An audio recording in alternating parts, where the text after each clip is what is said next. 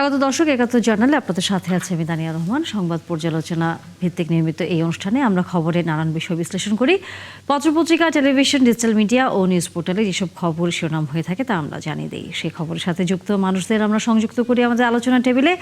আমাদের স্টুডিও এবং অনলাইনে সংযুক্ত থাকা অতিথিরা সেসব খবরের গভীরে ঢোকেন। আজ আমাদের সাথে আছেন স্টুডিওতে সিনিয়র সাংবাদিক মারুফ মল্লিক। অনেক ধন্যবাদ এবং স্বাগত ৭১ জার্নালে যুক্ত হয়েছেন।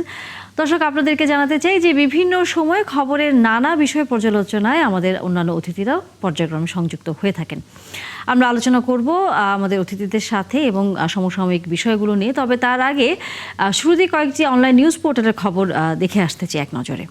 প্রথম আলো আমাদের হাতে আছে যথারীতি যুদ্ধের খবরই আসলে সবার আগে। সেটি হচ্ছে যুদ্ধবন্ধে চাপে ট্রাম্প, ইরান নিয়ে ভয়ে আছেন মিত্ররা। সে খবর।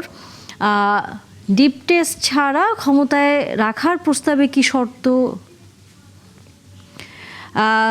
ছিল জানালেন আসিফ। এটা যদি আমরা একটু বিস্তারিত হয়তো আশা করি একটু দেখতে পাবো। একই সাথে আছে ইরান হিজবুল্লাহর হামলায় ২৪ ঘন্টায় ২৬১ ইসরায়েলি আহত হয়েছে সে খবর। মুক্তিযুদ্ধ বাংলাদেশের সবচেয়ে গৌরবজনক অর্জন, এর সাথে অন্য ঘটনা মেলানোর সুযোগ নেই স্বরাষ্ট্রমন্ত্রী বলেছেন। পুলিশের হাত থেকে বাঁচতে ডোবায় লাফ, কাদায় ৫ ঘন্টা আটকা, অতঃপর যা হলো। খুব সম্ভবত কোনো আসামিকে হয়তো গ্রেফতারের বিষয়ে ঘটনাটি ঘটেছে। আমরা একটু আমাদের সহকর্মীর কাছ থেকে নিশ্চয়ই ওই খবরটির বিস্তারিত একটু আমরা জানবো আশা করি। এনসিপির মুখপাত্র যেই বক্তব্যটি দিয়েছেন সেটি নিয়ে। বাংলা ট্রিবিউন এরপর আমাদের হাতে আছে। বাংলা ট্রিবিউন বলছে যে টাঙ্গাইলে ট্রেনে কাটা পড়ে শিশুসহ ৫ জনের মৃত্যু হয়েছে। এটা খুবই মর্মান্তিক ঘটনা, কিছুক্ষণ আগের আসলে ঘটনা আমরা জানি। জ্বালানি তেলের অবৈধ মজুদ, বাড়ছে নিরাপত্তার ঝুঁকি। ইসরায়েল যুক্তরাষ্ট্রের টানা হামলাতেও থামছে না ইরানি ক্ষেপণাস্ত্রের গর্জন।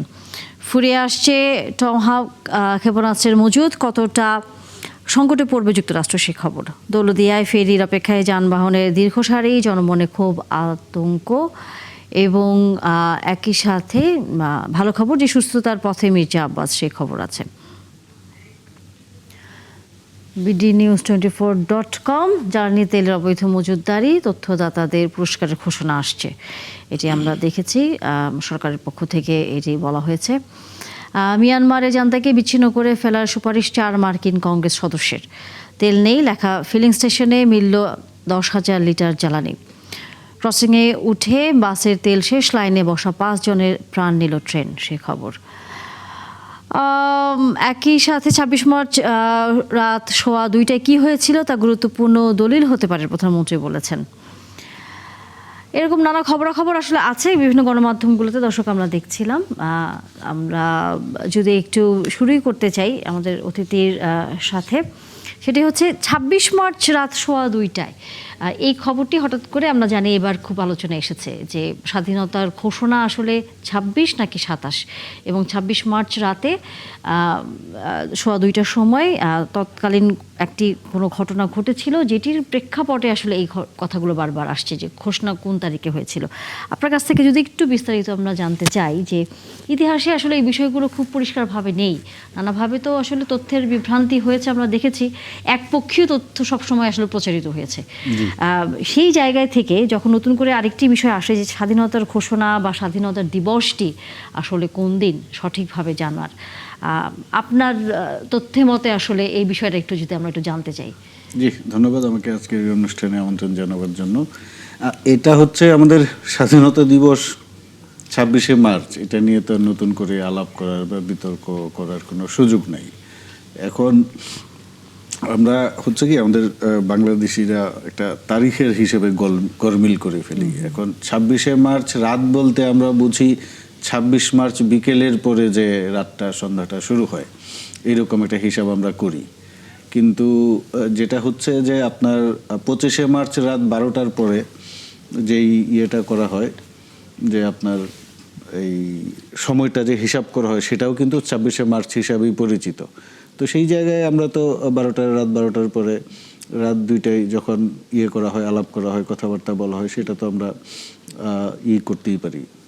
তো এই জায়গাটায় যেটা হচ্ছে যে আমি মনে করি এটা নিয়ে নতুন করে আর আলাপ বা বিতর্ক করার কিছু নেই। তবে রাত ২টায় যেই ঘটনাটা বলা হয়েছিল যে রাত ২টায় একটা ঘটনা ঘটেছিল, সেই ঘটনাটা সম্ভবত উনি যেটা বলতে চেয়েছেন যে 25শে মার্চে ঢাকায় যখন রাত 10টা বা 11টার দিকে এরকম সময় যখন পাকিস্তানি বাহিনী ক্র্যাকডাউন শুরু করে, তখনই কিন্তু বিভিন্ন জায়গায় বাঙালি যারা সেনা অফিসার ছিলেন তারা কিন্তু বিদ্রোহ বা এক ধরনের মানে যুদ্ধ শুরু করে দিয়েছিলেন। তো সেটাই তো বলা হচ্ছে যে জিয়াউর রহমান সেই সময় চট্টগ্রামে ছিলেন, সেই জায়গায় তিনি দায়িত্ব নিয়ে যখন চারদিকে হুলস্থুল একটা পরিস্থিতি, পাকিস্তানিরা হামলা করছে, মেরে ফেলছে, ম্যাসাকার করছে, তখনই কিন্তু উনি তখন যেটা আমরা জানি যে ঐতিহাসিকভাবে যে বেতারে একটি ঘোষণা দিয়েছিলেন এবং সেটাই স্বাধীনতার ঘোষণা হিসাবে পরিচিত।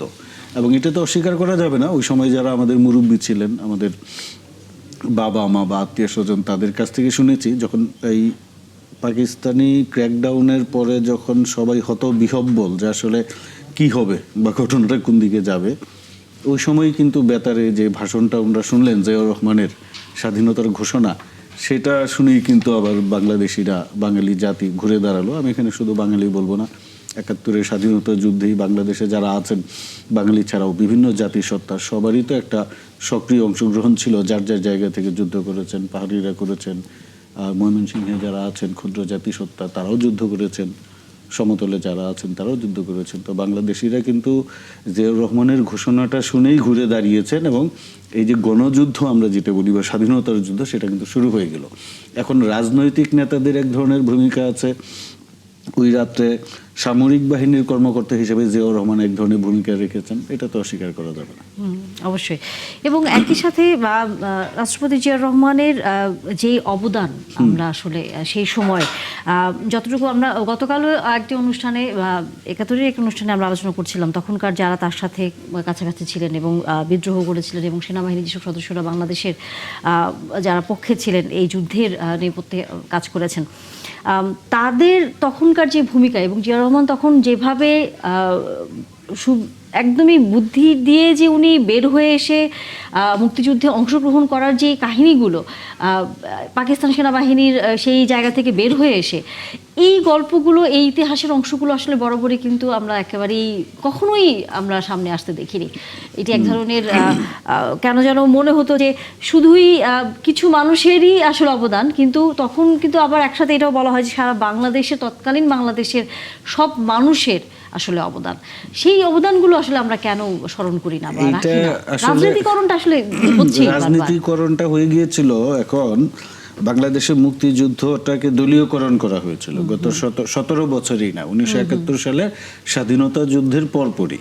এখন আমি যেটা শুরুতে বললাম, 1971 সালের যুদ্ধে কিন্তু পলিটিক্যাল পার্টিগুলোর এক ধরনের অবদান ছিল, আমাদের যারা বাঙালি সেনা অফিসার ছিলেন তাদের এক ধরনের অবদান ছিল, পাশাপাশি সাধারণ মানুষের। হয় কি, এই জুলাই যে অভ্যুত্থানটা হলো, ওই অভ্যুত্থানে কিন্তু কেবল রাজনৈতিক দলগুলোর কৃতিত্ব না, সারা দেশের মানুষ মাঠে নেমে এসেছিল, রাজপথে নেমে এসেছিল। যারা কোনোদিন রাজনীতি করেন নাই বা এখনো করছেন না, তারাও কিন্তু রাজপথে নেমেছিলেন এবং তারা কিন্তু 5ই আগস্টের পরে যে যার কাজে চলে গিয়েছেন, কেউ জবে গিয়েছেন, বিজনেসে গিয়েছেন। 71 সালে কিন্তু একই ঘটনা ঘটেছিল, সবাই যুদ্ধ করেছে। বাংলাদেশের রাজনৈতিক নেতারা ছিলেন, সামরিক বাহিনীর কর্মকর্তারা ছিলেন, সাধারণ মানুষ, খেটে খাওয়া মানুষ, একদম শ্রমজীবী মানুষ, কৃষক, তারাও যুদ্ধ করেছেন। দুঃখজনকভাবে 1971 সালের পরে এই যুদ্ধের কিন্তু আওয়ামীকরণ করা হয়েছে। এখন এই আওয়ামীকরণের কারণে কিন্তু যেটা হয়েছে যে অন্যান্য যারা যুদ্ধে ছিলেন তাদের যথাযথ মূল্যায়ন হয়নি। এবং এই জায়গায় এটা বলতেই হবে, জিয়াউর রহমানের যে মূল্যায়ন হওয়ার কথা ছিল, দরকার ছিল, উনি কিন্তু সেক্টর কমান্ডার ছিলেন, একজন মাঠে যুদ্ধ করেছেন এবং সরাসরি যুদ্ধ করেছেন। উনি কিন্তু সীমান্তের ওপারে বসে থেকে যে ভারতীয় ভাতা টাতা নিয়ে আরামে ছিলেন, বিষয়টি এরকম না। উনি একদম মাঠের রণাঙ্গনের সৈনিক, সেই সৈনিক, এবং উনি সামনে থেকে নেতৃত্ব দিয়েছেন যুদ্ধে। সেই যুদ্ধের নেতৃত্ব দেওয়ার যে একটা মূল্যায়ন হওয়ার দরকার ছিল, সেটা কিন্তু হয় নাই। শুধু আমি বলবো যে যোদ্ধা জিয়াউর রহমানই না, শাসক জিয়াউর রহমানেরও যে একটা মূল্যায়ন হওয়া উচিত ছিল, সেটা হয়নি। একটা জিনিস কি দেখেন, আমরা তো কেবল এই গতকাল গেল 26শে মার্চ, আমি দেখেছি গত 2 দিনে সামাজিক যোগাযোগ মাধ্যমে ধরেন অন্যান্য রাজনৈতিক নেতাদের নিয়ে যেই পরিমাণ লেখা হয়েছে, ফ্লাডেড হয়ে গিয়েছে একদম ফেসবুক, সামাজিক যোগাযোগ মাধ্যম। জিয়াউর রহমানকে নিয়ে কিন্তু ওই রকম লেখালেখি হয়নি। যে উনি তো স্বাধীনতার ঘোষক ছিলেন, পাশাপাশি উনি সেক্টর কমান্ডার ছিলেন, মুক্তিযোদ্ধা, সবশেষে উনি একজন মুক্তিযোদ্ধা এবং শীর্ষস্থানীয় নেতৃত্ব পর্যায়ের মুক্তিযোদ্ধা। তাকে নিয়ে কিন্তু আমি গত 2 দিনে সামাজিক যোগাযোগ মাধ্যমে খুব বেশি লেখা বা পত্রিকায় যে 10টা কলাম লেখা হবে ওনাকে নিয়ে, সেই লেখাটাও আমার নজরে পড়ে নাই। আপনারা দেখেছেন কিনা জানি না। কেন এই দৈন্যতা এখনো কেন, আমরা একটু আলোচনা করব। এই প্রশ্নের উত্তরটি আসলে থাকবে। আমাদের সাথে এর মধ্যে যুক্ত হয়েছেন মোস্তাফিজুর রহমান বাবুল, মাননীয় এমপি, কেন্দ্রীয় বিএনপির জলবায়ু বিষয়ক সহ সম্পাদক। আমরা একটু তার কাছেই আসতে চাই। জনাব বাবুল নিশা, আপনি আমাকে শুনতে পাচ্ছেন? আমরা আপনার আসলে অডিও পাচ্ছি না।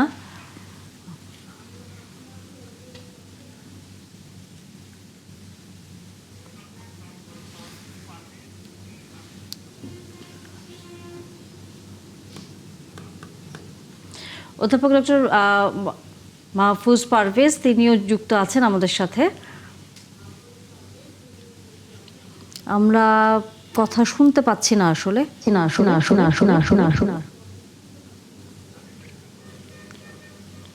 যাচ্ছে?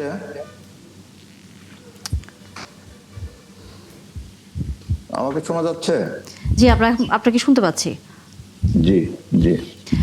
আমরা আসলে ইতিহাস নিয়ে কথা বলছিলাম, যে বরাবরই ইতিহাসে নানা ধরনের অপতথ্য, ভুল তথ্য এবং বিকৃত তথ্য এরকম আমরা দেখেছি গত কয়েক দশকে। সেই জায়গায় এসে সামনে যে প্রজন্ম বড় হচ্ছে, কারণ নিশ্চয়ই আপনি লক্ষ্য করে থাকবেন গত কয়েক বছরে মুক্তিযুদ্ধ নিয়ে যে ধরনের অবস্থান, প্রজন্ম, নতুন প্রজন্ম এবং একই সাথে যদি আমরা পুরাতন প্রজন্মের কথা বলি, অর্থাৎ যারা যুক্ত আছেন বা সেই সময় এখনও আসলে যুক্ত মুক্তিযুদ্ধের সাথে নানাভাবে তারা যখন সম্পর্কিত ছিলেন, অথবা যারা সেই সময় কাছ থেকে মুক্তিযুদ্ধ দেখেছেন, এই 2 প্রজন্মের মধ্যে যে দ্বন্দ্বটি, সেখান থেকে ইতিহাসের যে জায়গাটি, সেটি বলা যায় এক ধরনের বারবারই হোঁচট খেয়ে যাচ্ছে। সামনে যে প্রজন্ম বড় হবে তাদের কাছে আমরা এই মুক্তিযুদ্ধের ইতিহাস, কার কি অবদান, কে কোন অবস্থানে ছিল, যে জায়গাটা নিয়ে বারবারই হচ্ছে তর্ক থাকে, সেটি আমরা কিভাবে সমাধান করতে পারি বলে আপনার কাছে মনে হয়? আচ্ছা আচ্ছা আচ্ছা।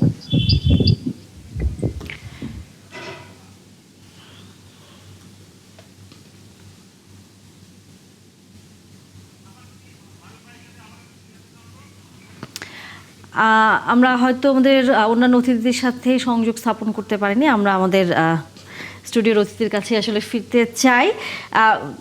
আপনার কাছে যদি এই প্রশ্নটা থাকে, যে আমরা তো যখনই দেখি তখনই আমরা বলি যে হ্যাঁ, ইতিহাস আমাদের এটাই সত্য, সামনে বা আগে পরে কিছু ছিল না। আবার অন্য সময় যখন আসে সরকার পরিবর্তনের সাথে সাথে, তখন তারা আবার বলে না, তাদের দেয়া যে তথ্য সেটি ইতিহাসের ঠিক, অন্যদের তথ্য ঠিক না। কিন্তু মূল যে জায়গাটা, 71 সালের পুরো 9 মাসের যে যুদ্ধ, সেখানে যে নানা গল্প, নানা মানুষের যে অবদান, সেটি সামরিক বাহিনী থেকে শুরু করে সাধারণ যে কৃষক যুদ্ধ করেছে, সেই জায়গাগুলোতে আমরা কেন এখনো সঠিকভাবে তথ্যগুলো তুলতে পারি না? এটার একটা অন্যতম কারণ হচ্ছে যে যেহেতু ওই সময় বড় রাজনৈতিক দল ছিল আওয়ামী লীগ। এখন আওয়ামী লীগ স্বাধীনতা যুদ্ধে তাদের একটা অবশ্যই অবদান আছে, এটা অস্বীকার করা যাবে না। কিন্তু পাশাপাশি এটাও আমাদের মনে রাখতে হবে যে আওয়ামী লীগের বড় একটা অংশ কিন্তু সরাসরি যুদ্ধে অংশগ্রহণ করে নাই। এদের বড় নেতা যারা ছিলেন তারা ভারতে আশ্রয় নিয়েছিলেন এবং সেখানে তারা নিরাপদেই থেকেছেন। রণাঙ্গনের যুদ্ধে তাদেরকে খুব বেশি একটা দেখা যায় নাই। তো যেই কারণে কিন্তু 71-এর পরে তাদের মধ্যে এক ধরনের একটা হীনমন্যতা আছে এবং পলিটিক্যাল পার্টি হিসাবে পলিটিক্যাল পাওয়ারটা তো তাদের হাতে চলে গেল 1971 সালের পরে। তারা সরকার গঠন করলেন। তো যারা আসলে সরাসরি যুদ্ধ করেন নাই বা যুদ্ধের নেতৃত্ব দেন নাই, তাদের মধ্যে যে হীনমন্যতা ছিল, সেই হীনমন্যতা এবং রাজনৈতিক কারণে যে মুক্তিযুদ্ধটাকে তারা যেহেতু মাঠে ছিল না, তো এবার হয়েছে কি আপনি দেখবেন যে জুলাই আগস্ট বিপ্লবে যারা সরাসরি অংশগ্রহণ করে নাই, 5ই আগস্টের পরে তারা বিশাল বিপ্লবী হয়ে গিয়েছে। কারণ তারা তো ওই সময় অংশগ্রহণ করেন নাই বা আওয়ামী লীগের বিরুদ্ধে কথা বলতে ভয় পাইতেন। একটা ফেসবুকে দেখা গিয়েছে একটা পোস্টও দেন নাই, কিন্তু 5ই আগস্টের পরে তারা এখন বিশাল জুলাই যোদ্ধা। তো আওয়ামী লীগের ক্ষেত্রেও কিন্তু একই কাজ হয়েছে। 1971-এর পরে তারা বিশাল মুক্তিযোদ্ধা সেজে গিয়েছে এবং এই কারণে তারা কিন্তু যারা প্রকৃত মুক্তিযোদ্ধা করেছে, মাঠের মুক্তিযুদ্ধ করেছে মাঠে, তাদেরকে একটু পিছনে রাখা বা আড়ালে রাখা, এটা করতে গিয়ে হয়েছে কি যে আপনার মুক্তিযুদ্ধের রাজনীতিকরণ করা হয়েছে। যেই কারণেই কিন্তু যে আপনি যেটা বললেন যে আমি যদি সরাসরি মুক্তিযুদ্ধে অংশগ্রহণ করতাম তাহলে আমার মধ্যে কোনো হীনমন্যতা থাকতো না। আমি জুলাইয়ে আমি মনে করি আমি সরাসরি অংশগ্রহণ করেছি আমার লেখালেখির মাধ্যমে, এটা নিয়ে আমার মধ্যে কোনো হীনমন্যতা নাই। এখন কে বড় জুলাই যোদ্ধা এটা আমি হিসাব করতে যাব না। আমি আমার জায়গা থেকে অবদান রেখেছি, আপনি আপনার জায়গা থেকে রেখেছেন, উনি ওনার জায়গা থেকে রেখেছেন। কিন্তু যাদের কোনো সক্রিয় অবদান নাই তারাই কিন্তু হীনমন্যতায় ভোগে এবং তারা সবসময় প্রকৃত নায়কদের আড়াল করতে চায়। তারা ভয় পায় যে প্রকৃত নায়করা যদি সামনে চলে আসে তাহলে তাদের তো অবস্থান আসলে খাটো হয়ে যাবে বা দুর্বল হয়ে যাবে। যে কারণে কিন্তু 1971 সালের পর থেকে অদ্যাবধি আপনি দেখবেন, আপনি যে কথাটা বললেন যে মুক্তিযুদ্ধের ইতিহাসের সঠিক ইতিহাসটা তুলে ধরা হয়নি। সবসময়ই ধরেন যে আমরা এই যুদ্ধ করেছি, আমরা এই যুদ্ধ করেছি। এই যে আওয়ামী লীগের যে মুক্তিযুদ্ধ নিয়ে যে বাণিজ্য, মুক্তিযুদ্ধ নিয়ে চেতনার যে বাণিজ্য তারা করে কিন্তু ইতিহাসটাকে তারা বিতর্কিত করার চেষ্টা করেছে। কিন্তু বাস্তবতা হচ্ছে কি, ইতিহাস কিন্তু তার নিজস্ব পথে চলে। আমরা কিন্তু নতুন করে ইতিহাস রচনা করতে পারবো না। ধরুন জুলাই আগস্টের যে ঘটনা, আমরা এখন বলতে পারি যে ধরেন আবু সাইদ, সে তো জুলাই যোদ্ধা, জুলাই শহীদ হয়েছে। এখন কেউ এটা অস্বীকার করতেই পারে, যে বলতেই পারে যে আবু সাইদ জুলাই ছিল না, কিন্তু ইতিহাস আবু সাইদকে জায়গা দিবে। এই যে আবু সাইদ যে বুক পেতে দিল গুলির মুখে, তার যে অংশগ্রহণ, তার যে জীবনদান, এটা কিন্তু মুছে ফেলা যাবে না। তো একইভাবে 71-এ যারা সরাসরি যুদ্ধ করেছে, এখন আওয়ামী লীগ যতই চেষ্টা করুক এই যুদ্ধের নায়কদের, আপনি একটা জিনিস খেয়াল করবেন, যারা আওয়ামী লীগের বিপক্ষে গিয়েছে তারাই সব হয়ে গিয়েছে পাকিস্তানের চর রাজাকার। এমনকি তাদের যে মন্ত্রী ছিল যে একে খন্দকার, তাকেও তারা শেষ পর্যন্ত বলেছে যে সে পাকিস্তানের চর। অথচ একে খন্দকারের তো যুদ্ধে অংশগ্রহণ আছে, তার ভূমিকা আছে। তো এইসব হীনমন্যতা জনিত কারণে এবং রাজনৈতিক কারণে ইতিহাসটা আসলে বারবারই বিকৃত হয়েছে এবং একই সাথে আসলে সামনের দিনগুলোতে বাড়েনি। এখন সামনে আমরা আসলে কিভাবে এই ইতিহাসটি সংরক্ষণ করব সেটি নিয়ে নিশ্চয়ই আলোচনা হবে। দর্শক, 71 জানুয়ারি বিরতির সময় হয়ে গেল, বিরতির পর নিশ্চয়ই আলোচনায় যুক্ত হবে।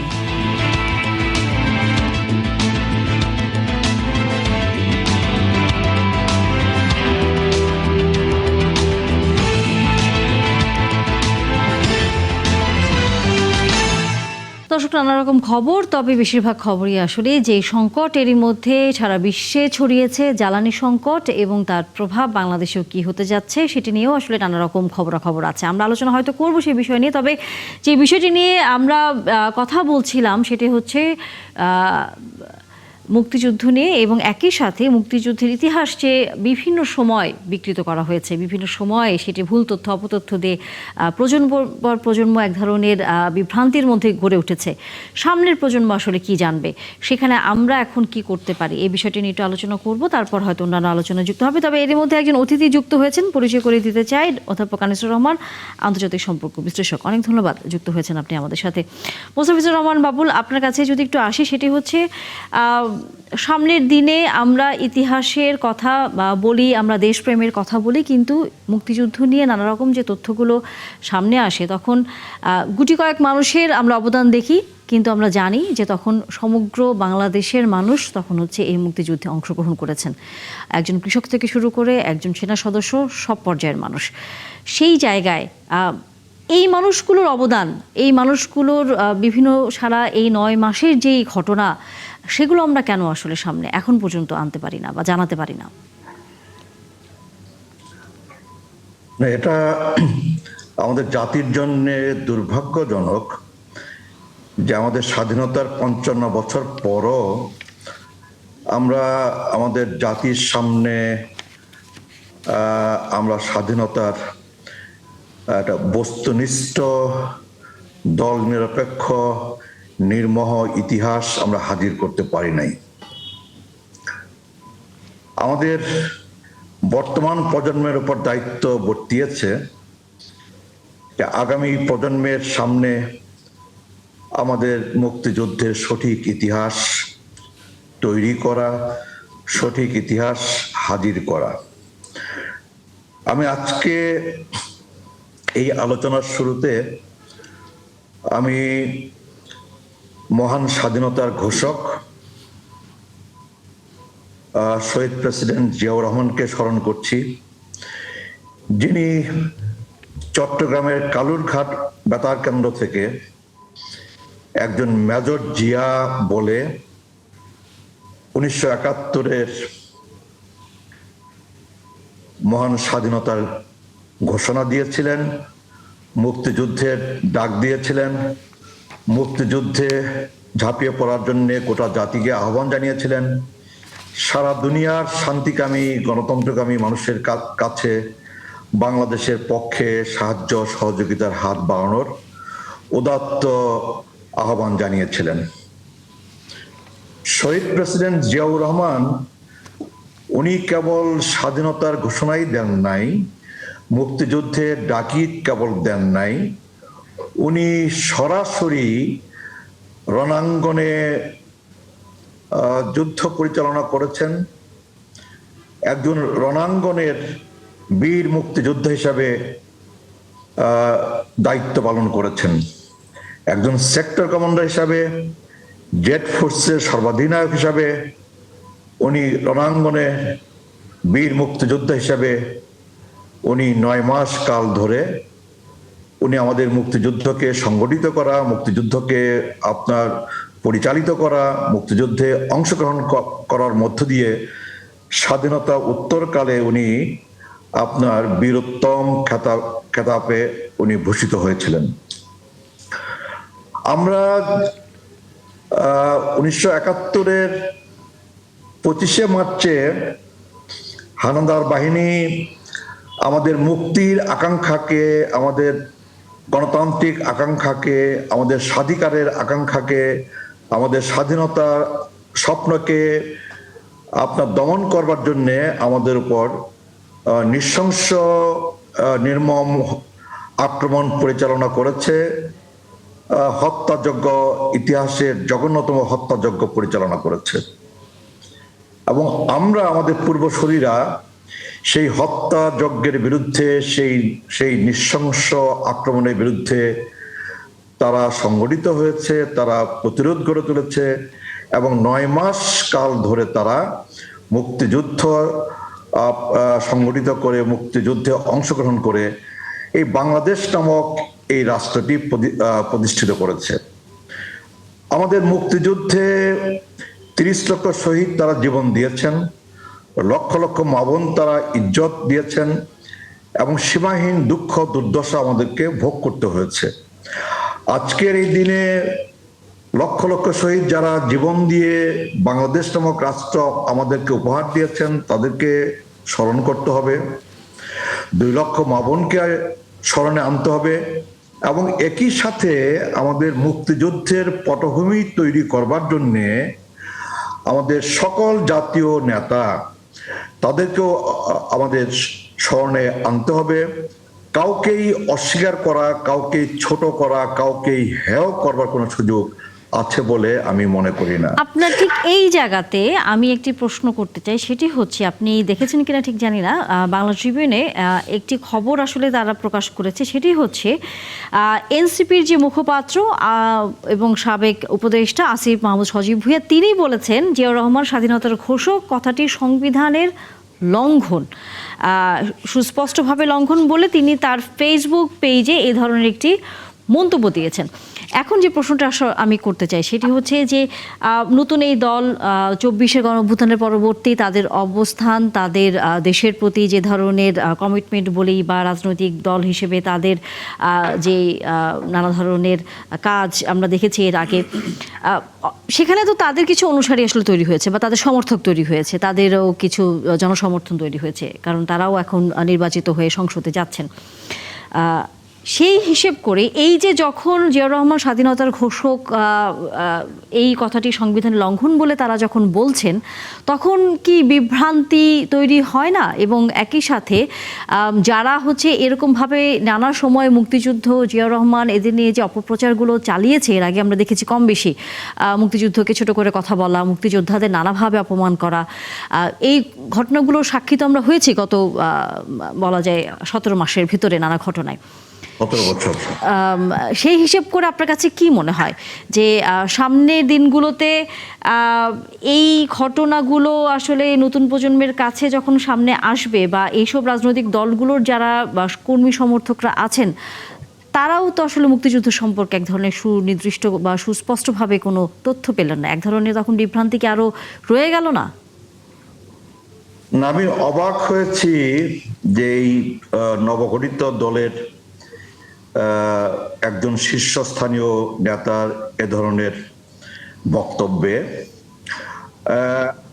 বিগত 17 বছরে কিন্তু আপনার শহীদ প্রেসিডেন্ট জিয়াউর রহমানকে ইতিহাস থেকে মুছে ফেলার নানা চক্রান্ত হয়েছে, নানা ষড়যন্ত্র হয়েছে, কিন্তু শহীদ প্রেসিডেন্ট জিয়াউর রহমানকে আপনার আমাদের মুক্তিযুদ্ধের ইতিহাস থেকে তাকে কিন্তু মুছে ফেলা আপনার সম্ভবপর হয় নাই, সম্ভবপর হবেও না। 1971-এর 25শে মার্চে শহীদ প্রেসিডেন্ট জিয়াউর রহমান তৎকালীন মেজর জিয়া উনি পাকিস্তানিদের বিরুদ্ধে বিদ্রোহ ঘোষণা করেছিলেন, এটি ইতিহাসের অংশ। 1971-এ আপনার কালুরঘাট বেতার কেন্দ্র থেকে উনি স্বাধীনতার ঘোষণা দিয়েছেন, এটি ইতিহাসের অংশ। এটি কেবল আমরা বলি না, এটি দেশে বিদেশে নানা দলিল, নানা পুস্তিকায়, নানা বক্তব্যে এটি বারবার প্রমাণিত হয়েছে যে শহীদ প্রেসিডেন্ট জিয়াউর রহমান তৎকালীন মেজর জিয়া চট্টগ্রামের কালুরঘাট বেতার কেন্দ্র থেকেই সর্বপ্রথম স্বাধীনতার ঘোষণা দিয়েছেন, মুক্তিযুদ্ধের ডাক দিয়েছেন।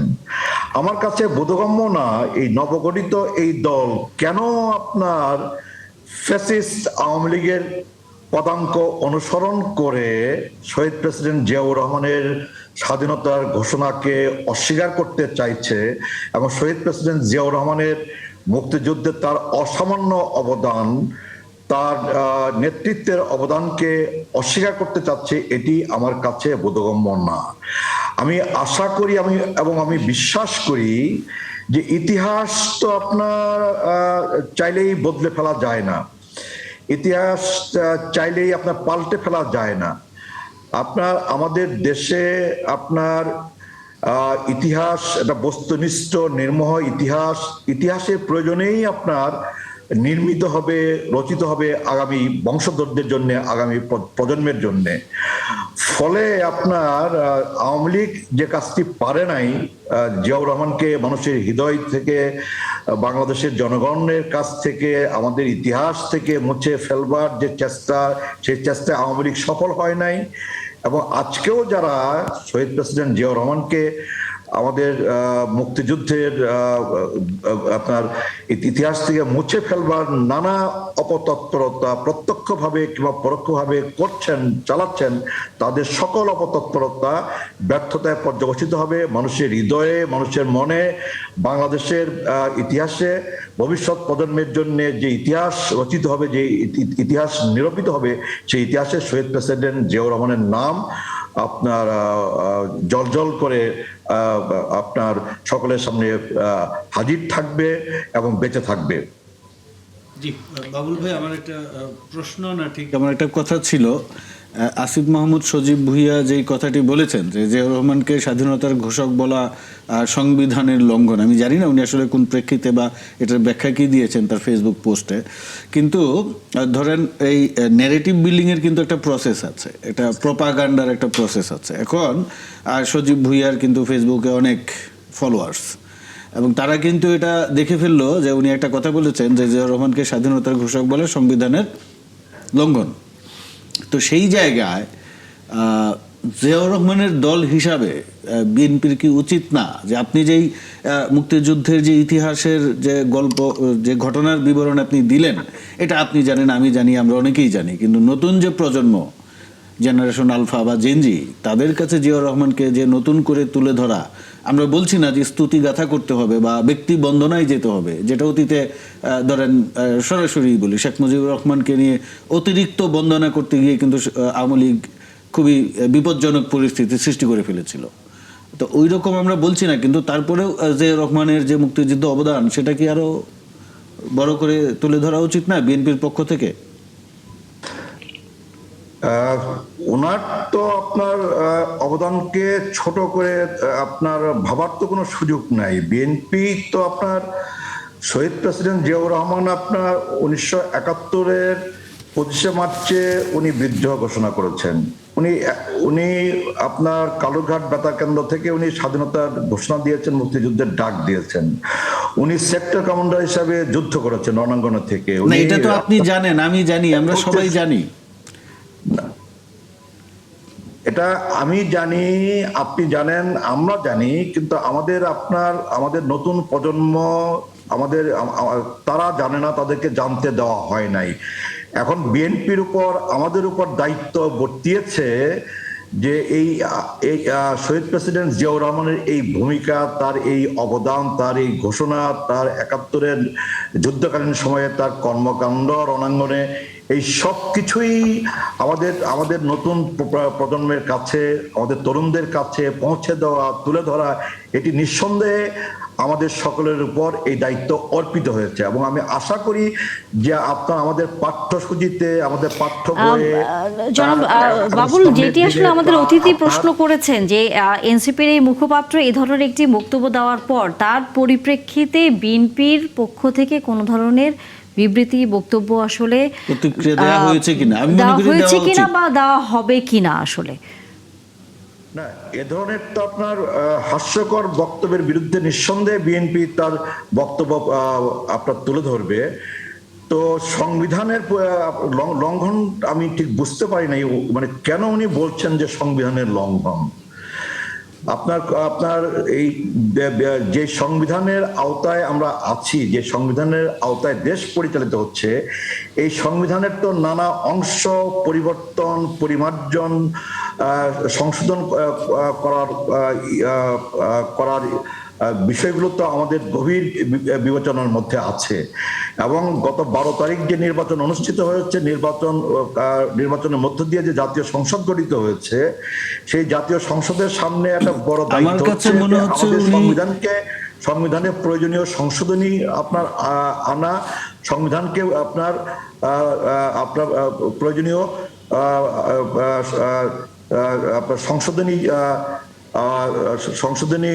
সংবিধানের প্রয়োজনীয় সংশোধনী এনে আপনার আমাদের নতুন না, আমার কাছে যেটা মনে হচ্ছে যে বাবুল ভাই, আসিফ মাহমুদ সজীব ভুঁইয়া যেই কারণে এটা বলেছেন, উনি আসলে একটা বিতর্ক তৈরি করতে চাইছেন এই সংবিধান সংস্কার এবং যে এই সাংবিধানিক একটা পরিষদ হবে যে পার্লামেন্টে, যেটা বিএনপিতে শপথ গ্রহণ করে নাই, এই জায়গাটা তারা বলার চেষ্টা করছে বর্তমানে সংবিধান যেহেতু গত 17 বছরে কাটাছেঁড়া হয়েছে এবং সেখানে কিন্তু স্বাধীনতার ঘোষক হিসেবে জিয়াউর রহমানের নাম নাই। এখন ওনারা যে রাজনৈতিক জটিলতা বা ঝামেলা তৈরি করে সৃষ্টি করবে, আপনি যখন বলবেন যে জিয়াউর রহমান স্বাধীনতার ঘোষক, উনি বলবে এই সংবিধানে তো এটা নাই, আপনি তো এই সংবিধান মানছেন। তারা ওই রাজনৈতিক অহেতুক বিতর্ক এবং আপনার এই সংবিধান সংস্কার বিষয়ক, জুলাই সনদ বিষয়ক যে জটিলতা তৈরি করার চেষ্টা করছেন, তারই অংশ হিসাবে আমি মনে করি এই মন্তব্য করেছেন আসিফ মাহমুদ সজীব ভুঁইয়া। আমরা কিন্তু আপনার একবারও বলি নাই যে আমরা সংবিধানের আপনার প্রয়োজনীয় পরিবর্তন, সংশোধন আমরা করব না, আমরা একবারও বলি নাই। আমরা বলেছি আমাদের সংবিধানের প্রয়োজনীয় আপনার পরিবর্তন, সংশোধন আমাদেরকে আনতেই হবে। তারা তো সেটা মানছে না, তারা মনে করছে তাদের মতো করে আপনারা সংবিধান সংশোধন করবেন, তারা যে দাবিগুলো করছে। তা কি করে হয়? তাদের মতো করে আমরা সংবিধান সংশোধন কেন করব, কেন করতে যাব? আমরা এই প্রশ্নের উত্তর নিশ্চয়ই রাখলাম, কারণ সামনের দিনগুলোতে হয়তো আলোচনা শুরু করব আমরা বিষয়গুলো নিয়ে, কারণ যখন সংসদ শুরু হবে তখন সামনে আরো অনেক বিষয় হয়তো সামনে আসবে। আমরা একটু অন্য বিষয় নিয়ে আলোচনা করতে চাই। মোস্তাফিজুর রহমান বাবুল, যেহেতু আপনি আছেন আমাদের সাথে, সেটি হচ্ছে আমরা বিভিন্ন গণমাধ্যমগুলো দেখছিলাম যে বর্তমানে যে জ্বালানির সংকট তৈরি হচ্ছে সারা পৃথিবীতেই এবং বাংলাদেশেও তো তার প্রভাবের বাইরে নয়, এরই মধ্যে সরকার খুব সম্ভবত ফুয়েল কার্ড নামে আরেকটি কার্ড চালু করতে যাচ্ছে বা পরিকল্পনা নিচ্ছে। একটু যদি বলতেন আমাদেরকে, এই ফুয়েল কার্ড বলতে আসলে কি বোঝানো হচ্ছে, এখান থেকে মানুষ কি সুবিধা পাবে? না, এটা তো অস্বীকার করা যাবে না যে আমরা একটা সংকটের মধ্যে আছি, অথবা একটা সংকটের মধ্যে আমরা পড়েছি। এই যে আপনার মধ্যপ্রাচ্যের আপনার এই যুদ্ধ পরিস্থিতিতে আমরা জ্বালানি নিয়ে একটা সংকট, এই সংকট বাংলাদেশের জন্য না, এই সংকটটা একটা বৈশ্বিক সংকট। ফলে এই বৈশ্বিক সংকটের মধ্যে যেহেতু আমরা আছি, এই সংকটকাল আমরা অতিক্রম করছি এবং এই সংকটকাল অতিক্রম করার জন্য আমাদেরকে নানা কৌশল, নানা পদক্ষেপ আমাদেরকে গ্রহণ করতে হবে। এইসব এই সংকটকালের কথা বিবেচনায় নিয়েই আপনার একটা সময় আপনার রেশনিং, আপনার জ্বালানির ক্ষেত্রে রেশনিং এর আপনার একটা সিদ্ধান্ত নেওয়া হয়েছিল। পরবর্তীতে আবার সেই সিদ্ধান্তটা আবার তুলে নেওয়া হয়েছে সার্বিক বিবেচনা থেকে। এখন পর্যন্ত যে আমরা জানি না যে আমরা যে সংকটের মধ্যে আছি, এই সংকটের শেষ কবে হবে, কখন হবে আর কি। ফলে আমাদেরকে এই সংকটকালীন পরিস্থিতি বিবেচনায় নিয়ে আমাদেরকে যেন সামনে আরো জ্বালানি নিয়ে আমরা আরো বড় ধরনের সংকটের মধ্যে না পড়ি, তার জন্য তো বর্তমান সরকার সজাগ আছে, সতর্ক আছে। নানা সোর্স থেকে, নানা উৎস থেকে জ্বালানি তেল সংগ্রহ করবার জন্য নানা চেষ্টা, নানা উদ্যোগ সরকারের আছে।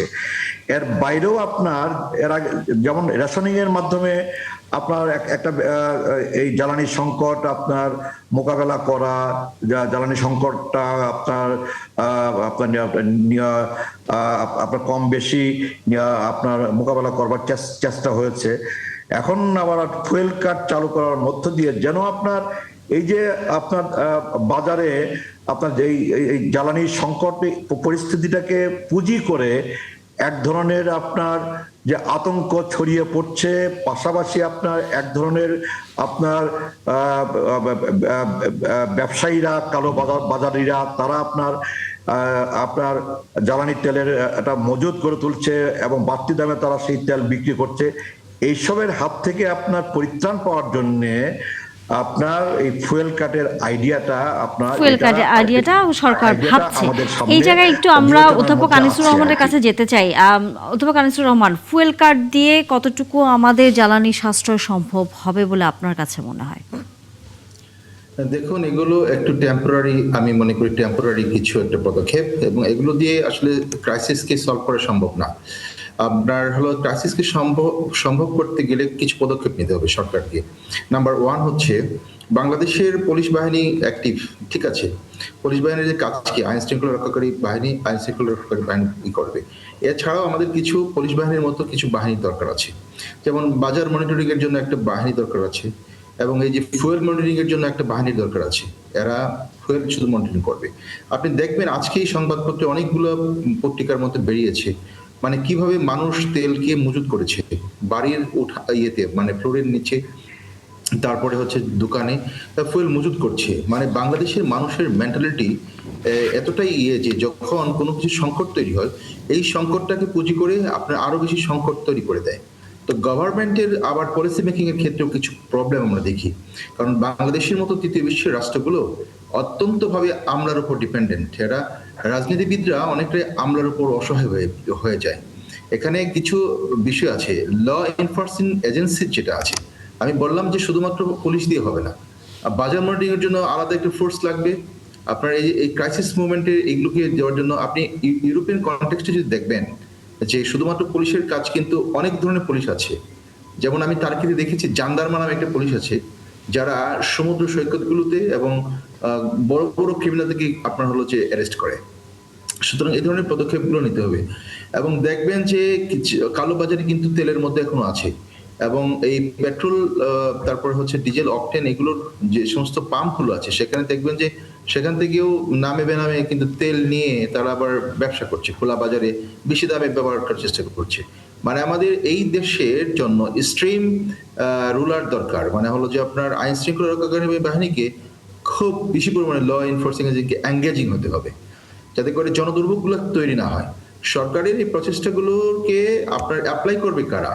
যারা এই জায়গায় একটি প্রশ্ন একটু আপনাকে করতে চাই, সেটা হচ্ছে বিপিসি একজন পাম্পের মালিক বলছিলেন যে বিপিসি যে ধরনের রেশনিং পদ্ধতি অথবা কাকে কত কি পরিমাণ যানবাহনের জন্য কতটুকু তেল দিতে হবে সেইটি হচ্ছে যখন ঠিক করে দিয়েছে, এটি নিয়ে জনগণের সাথে তেল ব্যবসায়ী অথবা পাম্প মালিকদের এক ধরনের দ্বন্দ্ব তৈরি হয়েছে, কারণ সাধারণ মানুষ আসলে সেটা মানছে না। তারা তাদের যতটুকু প্রয়োজন তারা ততটুকুই চাচ্ছে বা অতিরিক্ত তারা চাচ্ছে, যেহেতু সামনের দিনে কি হবে এটি তারা আসলে বুঝতে পারছেন না বলে এক ধরনের শঙ্কার জায়গা থেকে। তখন হচ্ছে সেই পাম্পের মালিকরা বলছেন যে বিপিসি এই ধরনের কোনো যদি নির্দিষ্টকরণ না করে দিত, আগের মতোই যদি যার যতটুকু প্রয়োজন ততটুকুই তারা নিত, তাহলে ওই যে মানুষটা অতিরিক্ত নিচ্ছে সামনের দিনে শঙ্কার জন্য, সে তখন আসলে ওইটা ভাবতো না। কারণ এই জায়গায় আসলে এক ধরনের দ্বন্দ্বে জড়িয়ে গেছে বলে তারা মনে করেন জনগণের সাথে পাম্প মালিকরা। এটি আসলে আপনার কাছে কি মনে হয়? না, এটারও একটা বাস্তবতা আছে।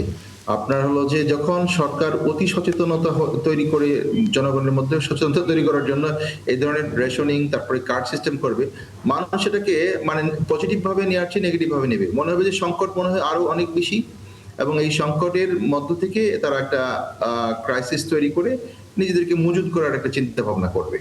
তো এটা আমাদের বাঙালির মানে বাংলাদেশের মেন্টালিটির এই একটা অবস্থা, এবং এখানে আমরা সবসময় কোনো একটা সংকটের মধ্যে ওই সংকটটাকে পুঁজি করে, যেমন ধরেন বাজারে চালের সংকট, দেখবেন যে লক্ষ লক্ষ টন চাল আছে বাজারে, বাট একটা মজুদের প্রক্রিয়া তৈরি হয়। সয়াবিন তেলের সংকট, হঠাৎ করে দেখবেন যে বাড়ির বাসায় এক মাসে 5 লিটার সয়াবিন লাগে, সেখানে দেখবেন যে 10 লিটার মজুদ করে ফেলছে। এগুলোকে আপনি কিভাবে সমাধান করবেন? সুতরাং এটাকে কন্টিনিউয়াস প্রসেসের মধ্যে ছেড়ে দেওয়া উচিত। আরেকটা হলো বাংলাদেশের অবশ্যই সোর্স বের করতে হবে, মানে সেখান থেকে সোর্স বের করবো কিভাবে। এবং সেক্ষেত্রে দেখবেন যে ইরান আজকে কিন্তু হরমুজ প্রণালী টোটালি ইরান কন্ট্রোলে নিয়েছে, এটা আমি অফ দ্য রেকর্ড বলছি। এবং ইরান তার হরমুজ প্রণালী, এগুলো তো ইন্টারন্যাশনাল ওয়েজ, ওয়াটার ওয়েজ, এগুলোর মধ্যে অনেকগুলো ইন্টারন্যাশনাল অ্যাক্টরদের পার্টিসিপেশন থাকে। সুতরাং ইরান এখানে একটা একচেটিয়া ব্যবসা বাণিজ্য করার চিন্তা ভাবনা করছে, এবং ইরান বলছে যে সমস্ত রাষ্ট্রের এই ক্রাইসিস আছে, তারা যদি রাষ্ট্র টু রাষ্ট্র ডাইরেক্ট কন্ট্যাক্ট করে, সেখানে কিন্তু ইরান তেল সাপ্লাই করবে। এবং আপনি দেখবেন যে এই যুদ্ধের সময়টাতে কিন্তু ইরানের অর্থনৈতিক প্রবৃদ্ধি, তেল বিক্রি, সেই জায়গায় বাংলাদেশ ইরানের সাথে সরাসরি কথা বলবে কিনা, এবং আপনি যে সোর্সের কথা বললেন, অর্থাৎ বিকল্প আরও অনেকগুলো জায়গা যাতে তৈরি হয়, সেগুলো নিয়ে সরকার ভাবছে কিনা, আমরা নিশ্চয়ই সেই প্রশ্নের উত্তর নেব। তবে বিরতির পর আপনারা আছেন আমাদের সাথে দর্শক, 71 চ্যানেলের বিরতির সময় হয়ে গেল, বিরতির পর নিশ্চয়ই যুক্ত হবেন। ধন্যবাদ দর্শক, সাথে থাকার জন্য আবারও আমন্ত্রণ 71 জার্নালে। আমরা আলোচনায় ফিরতে চাই, অধ্যাপক আনিসুর রহমান আছেন আমাদের সাথে। তবে মারুফ মল্লিক, আপনার কাছে ওইটা আসতে চাই, সেটি হচ্ছে যে ইরানের সাথে সরাসরি আমরা আসলে তেলের বিষয়ে, গ্যাসের বিষয়ে যোগাযোগ আসলে কি করছি? আপনার কাছে আসলে এই বিষয়ে কোনো রকম তথ্য আছে কিনা? এটা ধরেন এখন হয়তো বা আমরা ইরানের সঙ্গে সরাসরি কথাবার্তা বলে তেল বা গ্যাসের জন্য এক ধরনের ছাড়পত্র নিতে পারি, যেটা উনি বললেন যে হরমুজ প্রণালী পুরোপুরি এখন ইরান নিয়ন্ত্রণ করছে বলে দাবি করা হচ্ছে, বা গণমাধ্যমে একটি সংবাদও প্রচার করা হয়েছে। কিন্তু আপনি ইরানের সঙ্গে কথা বলে যদি বাংলাদেশের জাহাজকে ছাড় করিয়ে আনেন তেলের নিশ্চয়তা বা গ্যাসের নিশ্চয়তার জন্য, এটা নিয়ে আবার ধরেন যুক্তরাষ্ট্র বা ইউরোপিয়ান ইউনিয়ন কিভাবে রিয়্যাক্ট করে সেটাও দেখতে হবে। কারণ আপনার আরএমজি সেক্টরের বড় বাজার হচ্ছে যুক্তরাষ্ট্র এবং ইউরোপীয় ইউনিয়ন। এখন আপনি ইরান ভার্সেস এই যুক্তরাজ্য ইসরায়েলের যুদ্ধের যে পরিস্থিতি এমন একটা পর্যায়ে গিয়ে পৌঁছেছে, এই ইরান কিন্তু তার সীমিত সামর্থ্য নিয়ে যুদ্ধটা চালিয়ে যাচ্ছে এবং খুবই কৌশলে, এবং এই কৌশল কার্যকর। তারা হচ্ছে গিয়ে আপনার এই হরমুজ প্রণালীকে ব্লক করে দেওয়ার চেষ্টা করছে। পাশাপাশি হচ্ছে যে আপনি দেখবেন যে তারা একটা নির্দিষ্ট সময়ের পরে একটা আক্রমণের একটা ঢেউ বা ওয়েভ ইসরায়েলের দিকে দিচ্ছে।